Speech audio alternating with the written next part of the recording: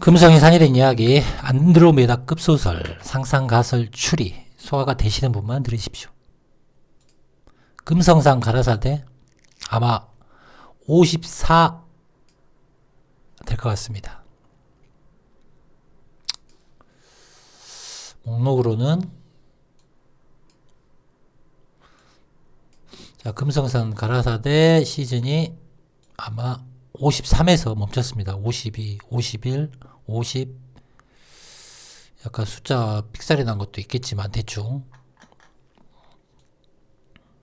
자, 이 금성산 가라사대 시즌 54로 이어가겠습니다.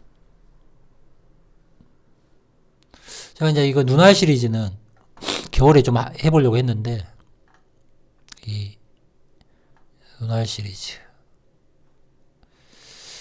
시리즈는 지금 진행하다가 이게 너무 고려사하고 조선 초기하고 또 이슬람적인 거 또 일본사까지 엮어지면서 이야기가 될 수밖에 없는데 지금 좀 하기에는 좀 아깝다 개인적으로. 또 그래서 다시 또 이거를 이해하려면 언제나 말씀드린 것처럼 조선 임진왜란 이후에 그 개념을 이해를 하셔야지 여러분들이 의식이 좀 알아차림이 명확해진다. 그런 것들을 좀 해봐야겠다. 왜 그러냐면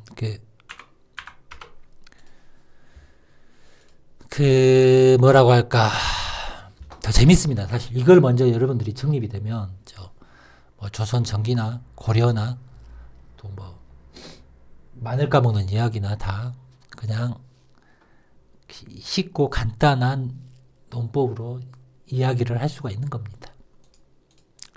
자, 1907년 그리고 이제 금성 가라사대 좀 편하게 격식 없이 이야기를 할 겁니다. 저도 이제 이거를 많이 하다 보면 사실 현타도 많이 오고 뭐 그런 게 있습니다. 자, 1907년 사진 니콜라이 2세 그리고 그 옆에가 빌헬름 2세가 되겠죠.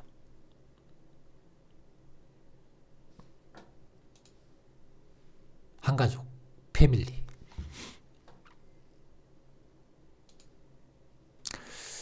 윌리엄 2세 그 다음에 니콜라이 2세 사진입니다. 1907년 그때 이거 영국 해군 명예제독이 되는 사람이죠. 그리고 이제 이 가문은 두 가문 빅토리아 여왕하고 또 유럽의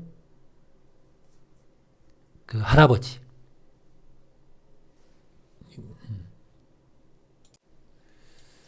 크리스티안 9세도 자, 사돈인 영국 빅토리아 여왕처럼 자녀들이 유럽의 주요 군주, 왕비가 되었기 때문에 유럽의 할아버지라고 불리며 현재 덴마크, 노르웨이, 벨기에, 스페인, 영국 왕실, 룩셈부르크 대공가의 크리스티안 9세의 후손이다.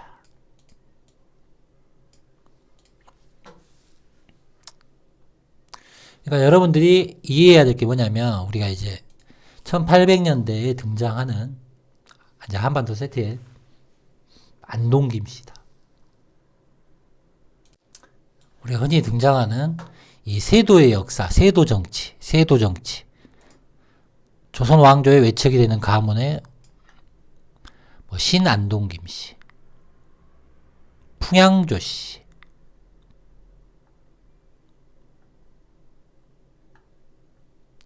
홍구경.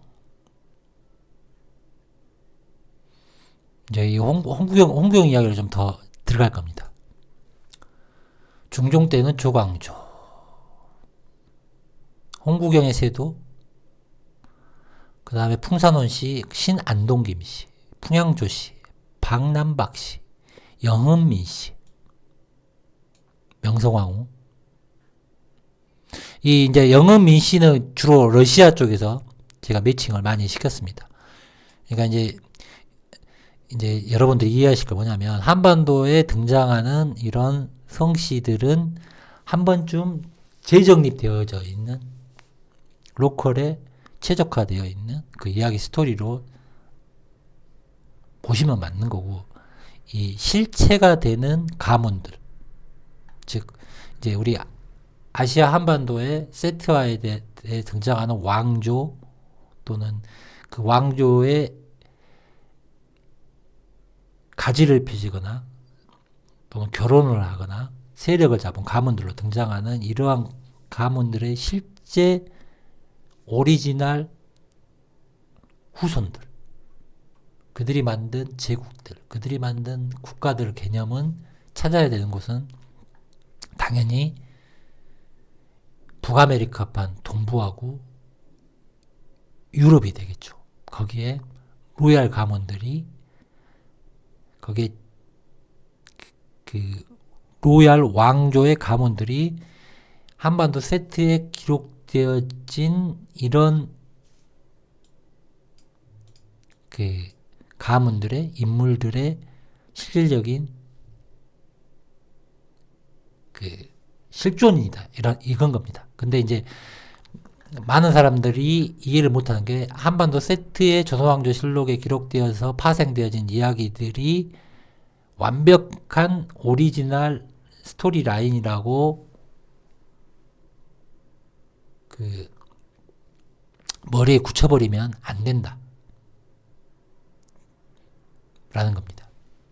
아무튼 이 부분들은 좀 소화되는 분들이 제가 방금 말한 미묘한 차이를 아실 겁니다. 대부분은 그냥 그 조선왕조 실록, 여러분들이 들었던, 많이 드라마 영화에서 봤던 스토리텔링 자체를 확대시켜서 찾으려고 하니까 그 실체를 못 보는 겁니다.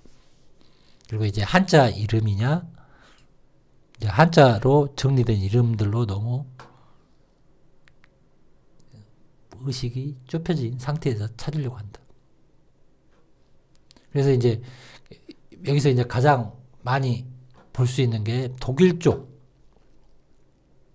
비스마르크 등장하고 비를렘 이쪽은 거의 고종 라인, 흥선대 연구는 고종 라인으로 넘어가는 거고, 근데 이 고종 순종으로 넘어가는 데 있어서 단순히 독일 쪽에서 끝나는 게 아닙니다. 또 러시아 관련된 스토리텔링이 고종 순종 라인에 묶여 있는 겁니다. 그게 이제 그 차가 가문 쪽.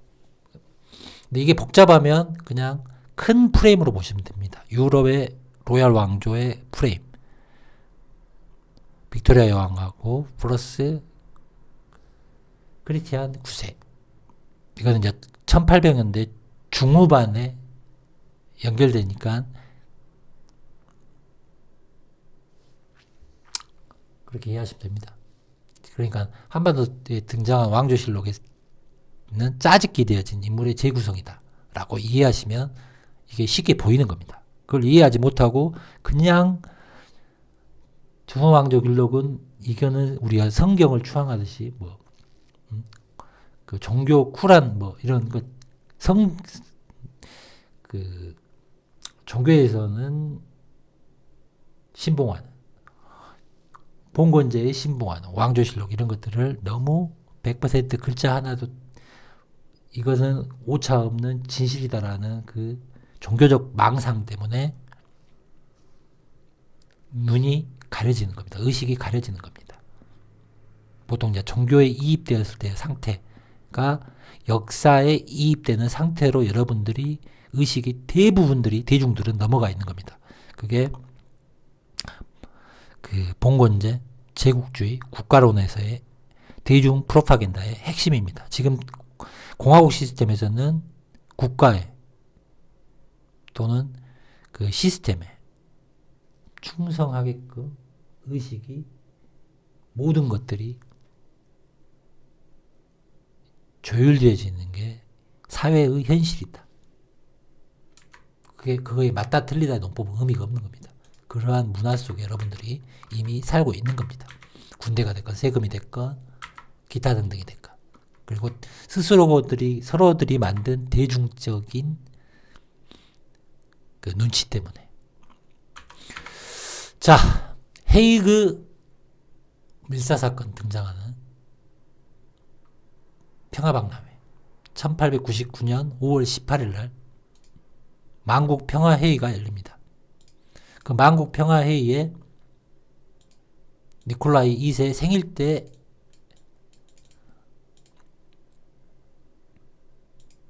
개최를 합니다. 주최를 이제 이 니콜라이 2세 생일 때 만국 평화회의가 열립니다. 자, 여기서 중요한 거 바로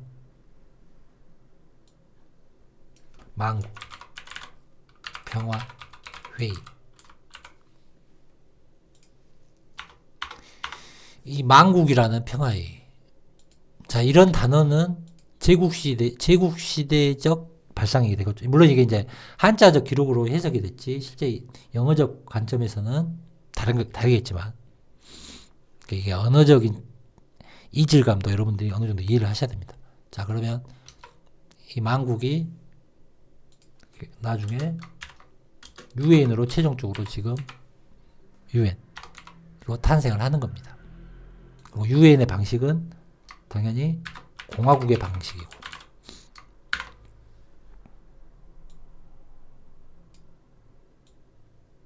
자, 이게 결국은 세계화로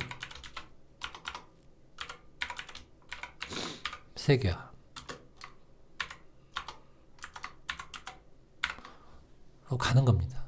그러니까 이미 1800년대부터 또는 그 이전부터 세계화는 추진되었던 겁니다, 여러분들.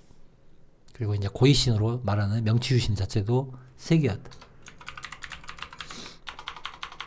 이 명치유신이라는 게 제가 이제 고이신으로 뉴월드 오더라는 또 다른 관점. 근데 이 명치유신으로 인해서 탄생하는 게 바로 이제 금성이 해야 되는 이야기에서 이거는 추론입니다. 추론. 바로 지금의 중국, 지금의 조선, 지금의 일본이라는 한자 기록의 재구성으로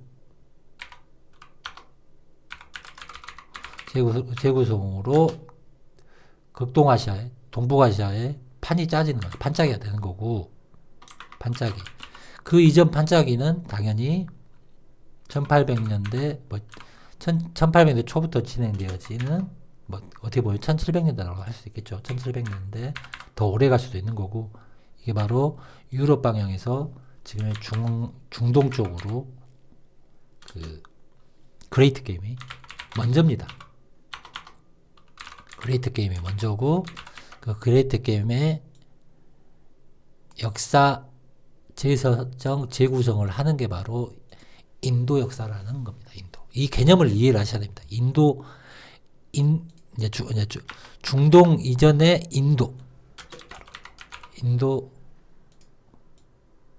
인도를 먹는 겁니다. 인도의 역사를 재구성하는. 그 관점들을 여러 번 이야기했으니까 이해를 하셔야 됩니다. 그래서 이제 일본 제국을 후원해주면서, 즉 이 후원을 해주는 거는 당연히 우리 이제 그때는 이제 영국으로 봐야죠. 영국, 미국, 영국에서 미국으로 또 플러스가 되는. 아시아파는 이제 일본이 앞잡이 돼서 조선, 중국의 한자 기록들이 재설정되어지는 거다.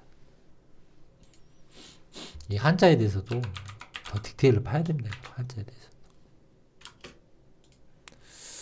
자, 그랬을 때 이제 요 흐름으로 가설이 지금 가고 있는 겁니다. 맞고 틀리고는 크게 중요한 게 아니라 금성이 사회된 이야기가 이런 식으로 지금 이야기를 하고 있다. 그래서 이 명치유신이 무엇이냐라는 거를 또 제가 보기에는 명나라를 재설정하는 거다. 그래서 명나라를 재설정하고 재기록하는 게 바로 한자로 재조정. 여러분들이 보는 조선왕조, 명실록, 청실록 이런 것들이 흔히 청나라 시대 때 재구성된 거다. 그러면 이 청나라의 실제 주체가 누구냐? 당연히 청나라는 프랑스, 그 다음 프랑스, 영국, 플러스 미국의 흐름으로 흘러가는 거죠. 지금 미국의 흐름으로. 그러니까 아시아에 세팅된 청나라적 이미지적 기록적 이런 것들도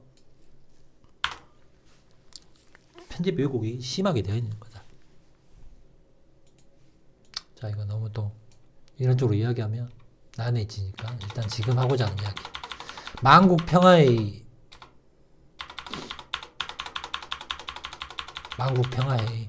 그래서 이게 1, 2차가 나옵니다.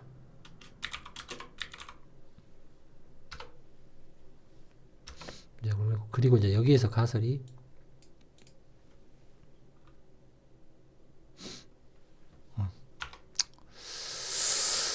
그래서 만국 평화회의를 만국 그러니까 세계 평화, 세계 주도권을 주장할 수 있는 1800년대 후반에 1899년도에 자기 생일에 5월 18일에 회의를 주최할 수 있는 니콜라이 2세가 당시 유럽의 영국, 독일 그러니까 이제 우리가 1800년대 후반으로는 영국, 독일, 러시아 이 파워에서 러시아가 니콜라이 2세가 굉장히 주도권이 있다 라는 겁니다. 자꾸 유럽에서 1800년대 후반에 한반도 기록의 고종을 실존 인물을 찾는다는 것은 이제 그 인물의 구성을 준 영향을 준 실제 인물에 대해서 여러분들이 역추적을 해야 된다. 그래서 고종은 주로 오스트리아나 독일에서 그 맥락이 나오는 거고 1800년 후반에 그러면 이제 비렐름 1세면 비렐름 2세가 당연히 한반도 기록상으로는 역추적을 했을 때 얘가 순종이 돼야 되죠. 순종. 근데 실제 니콜라이 2세가 주도권이 파워게임에서 명분상 더 강하게 등장을 하는 겁니다. 뭘로? 만국 평화회의를 주최한. 그러면 그것도 어떻게 봐야 되냐?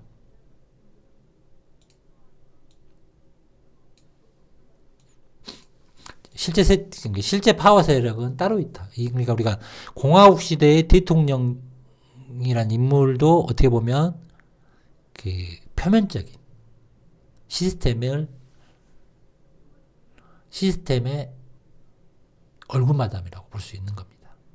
실제 그 판을 정치를 움직이는. 그러면 그 이전의 제국 시대의 황제들도 당연히 공화국 시대의 뒷배의 힘의 영향력을 받는 겁니다. 그러면 이들 뒤에 무엇이 있었느냐가 어떻게 보면 그러면 이 뒤에 누가 있느냐? 그러니까 우리가 공화국의 얼굴마담 대통령이 되는 거고 자 그러면 뭐 우리가 유엔 총회 사무국장 다 얼굴마담인 거죠. 관리직입니다. 관리직. 그렇듯이 거꾸로 이 제국 시대의 황제도 결국은 얼굴마담이다.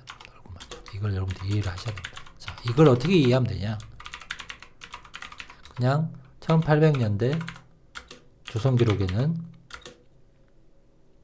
이렇게 이제 왜곡 편집되어졌더라도 그 패턴상 단어적 맥락의 영향력은 비슷합니다. 지금 우리가 이제 연대표를 비교 교차했을 때 그랬을 때 이제 우리가 세도 가문 시대를 하고 이 세도 가문들이 세운 허수아비 왕들 나이 어린 왕들 뭐 배우지 못한 왕들 강화도령 뭐 이딴 식으로 나오는 겁니다. 그리고 혈통이 끊어진 그래서 그 양자로 이입하고 가지를 붙여서 어거지로 만들었다는 게 이 1800년대 조선왕조 기록에도 그대로 등장하는 것을 역으로 여러분이 이해해야 될 게 뭐냐면 결국은 세도 가문들이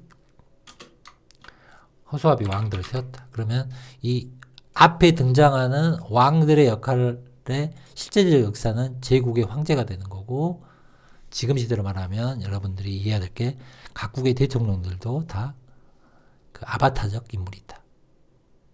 실제 파워가 없으니까 나중에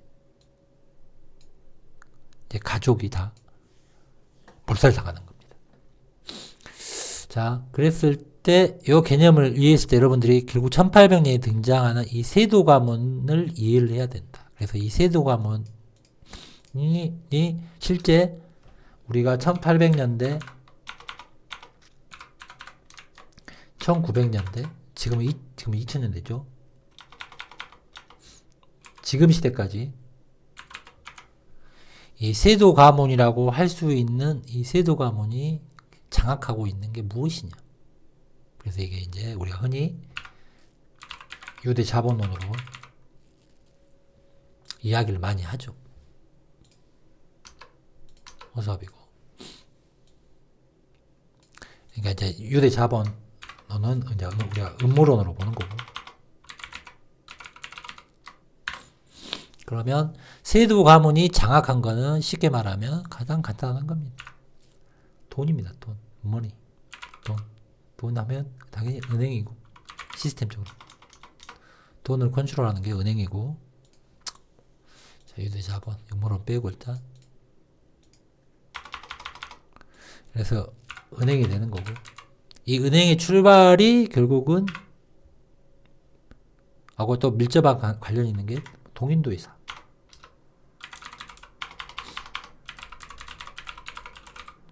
또는 주식, 기타 등등. 또는 더 이게 올라가면 해이자, 더 올라가면 쌈별초. 자, 그러면 여기까지는 이제 이런 맥락으로 제가 지금 이야기를 했다는 겁니다. 그래서 여러분들이 자 그랬을 때 결국 유대 자본으로 가는 겁니다.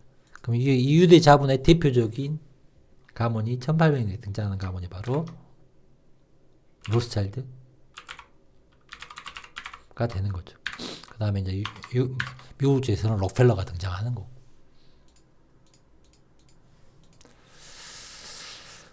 그리고 지금도 이 두 가문의 자본력을 넘어설 수 있는 세력은 없다. 그 이유를 왜 말씀드리냐면, 자, 근본이 이제 또는 미국 FRB 1900년도에 초에 잡히는 금융 시스템에 변화가 없는 겁니다. 이게 이제 업그레이드는 됐겠죠. 달러가 금을 보증하지 않고 석유를 뭐 세팅하고, 이제 석유도 이제 끝났으니까 지금 제 4차 산업혁명 이후에 은행 쪽인 거에 이제 등장하는 뭐 비트코인이 됐건 이제 가상의 돈 이야기는 거기까지 하면 또 여러분들 머리 아프시니까, 아무튼 이 금융의 시스템이 변화가 없는 겁니다. 그렇다면 그 제국은 계속 이루어지고 있는 겁니다. 그러면 우리가 이 음모론적인 거하고 조선왕조실록하고 또 금성이 달린 이야기, 이런 관점의 이야기를 종합을 시켜보면 결국은 유대 자본, 이 자본이라는 거는 세도 가문이 장악할 수밖에 없는 겁니다. 그리고 이제 거기에 표면적으로 등장하는 황제는 제국이겠죠. 왕은 황제나 제국이죠. 우리가 왕은 더 봉건제적 관점이고, 조선왕조실록 관점입니다. 그리고 황제, 그 다음에 대통령은 당연히 공화국이죠. 그러면 이 시스템에서 장악하고 있는 게 바로 군대고, 법이고, 세금이고, 기타 등등.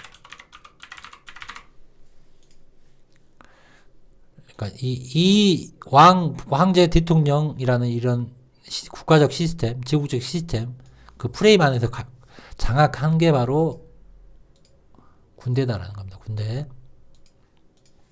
그리고 법이고 세금이고 기타 등등.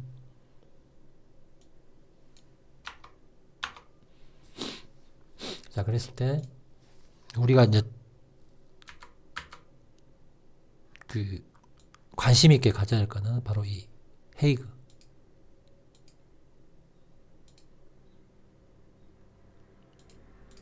만국평화회의를 주최한 사람이 바로 얼굴마담의 대장이 니콜라이 2세다. 그리고 이제는 잠깐 이거 따로 이건 할 건데, 이제 이 러시아 쪽하고 미국 쪽하고 굉장히 1800년대 중반에 밀집도가 아닌 게 연결고리가 강한데, 그거는.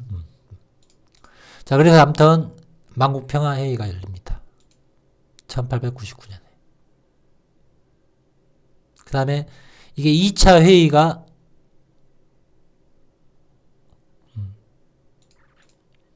아니구나. 이 1차 회의가 일어났다는 평화궁 여기에 그 후원자들이 실제 후원자들이 바로 앤드류 카네기 이 사람의 후원을 해줘서 진행이 되는 겁니다.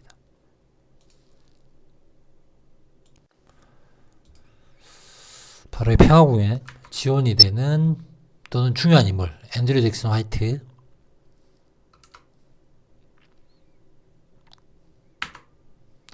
그리고 앤드류 카네기 후원이 되는 거고 이제 이 다음 부분은 또 하겠습니다. 제가 이제 1시간 뭐 50분 정도 채우는 것보다 한 20분씩 그나마 자주 좀 올릴 수 있는 게 또 여러분들하고 커뮤니케이션 하는 게 좋을 것 같습니다. 자, 후원 감사드리고 또 멤버십으로 함께 해주시는 진정한 크루분들 감사드리고 또 이제 또 이 스토리 계속 이어갈 겁니다. 지금 1800년대는 또 중요한 게 바로 또 천생호 대사 그 다음에 지금 여기에 이제 김정호, 홈볼트, 북학파, 이난정, 규제가, 박제가, 규장각, 이성계, 이정란, 북학파 여기서 이제 이 홍구경의 비밀을 사실은 파헤칠 겁니다. 홍구경 비밀. 이 홍구경이 관련된 거는 순조랑 또 미국 탄생이랑 정조랑 굉장히 이 상상 추론이 많이 필요한 겁니다. 지금 이거를 지금 이야기하려고 하는 거예요.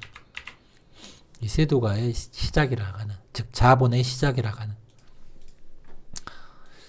지금 요거를 좀 또 1800년대를 자금적으로 또 금성산 가라사대 맥락으로 동인도에서 기타 등등으로 좀 이야기를 좀 편하게 하고 싶습니다. 저도 이제 이거를 시리즈를 너무 쌓다 보니까 좀 현타도 많이 오고 하다 합니다. 소화들 잘 하십시오.